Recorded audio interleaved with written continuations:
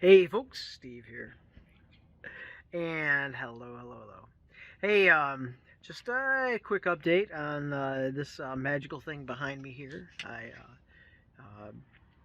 very much appreciate having.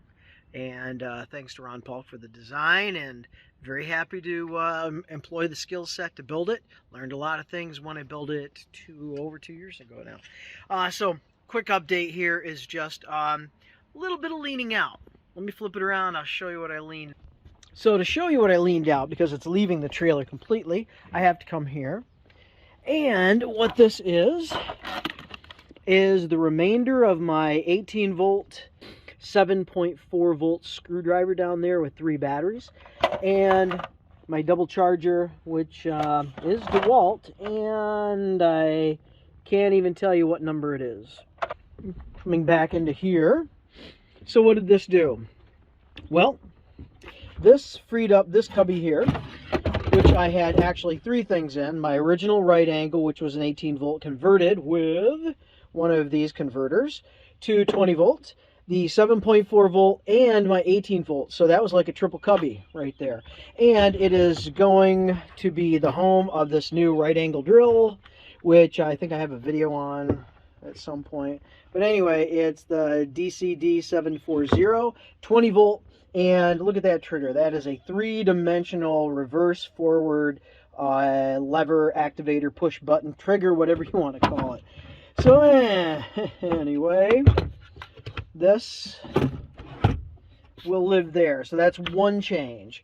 Up here, I had the 18 volt double charger, and it's gone. So I had 2 free 112s that DCB 112s that are 20 volt chargers that came with kits, and they're just floating around, so I can take them into a job site if I want. So I just grabbed that temporarily and plugged it in. So I have now 1, 2, 3, 4, 5, 6, 7, 8. Without my battery charging radio, I have 8 chargers ready to go, and I still have one that's unplugged. Everything is gone up here as far as the 18 volt. These are simply just converters, and I don't know why I'm holding on to them at this point. Matter of fact, the DeWalt converter can come right out, so there. And this one is the one with the USB, and I am going to purpose that for LED lights when I'm not plugged into shore power, and they're LED or USB driven, so that should work out. The only other change that I had, so a new tool that I've had for a little while now, is this 18 volt cordless DeWalt trim nailer. And I basically consolidated and removed one of my air guns. So what do I have left? I have a 16, I have an 18 gauge 2-inch max, I have a stapler, and a 23 gauge pin nailer. And I do have a couple, I have doubles of a couple of those that are just not in the trailer anymore. And so that's going to live there. I already had my grinder. And up here, this thing is... So this thing right here is a recent purchase my company purchased for me.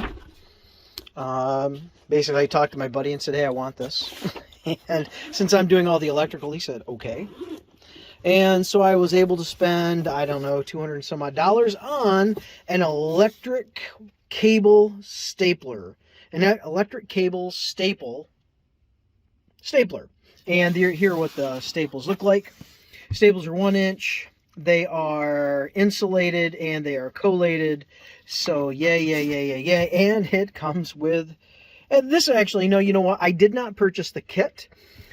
Or did I? Oh, you know what I did? I did purchase the kit. So that came with it. So I have yet another 112 that I've left in this box. And I forget what battery. I think it had a 2 amp hour battery that I removed out of there. And I just grabbed one of my Whateleys and the Whateley. And I've been stapling for a long time now. And on this job, I mean, literally, I've gone through 1,000 feet of wire, I think. And look at that.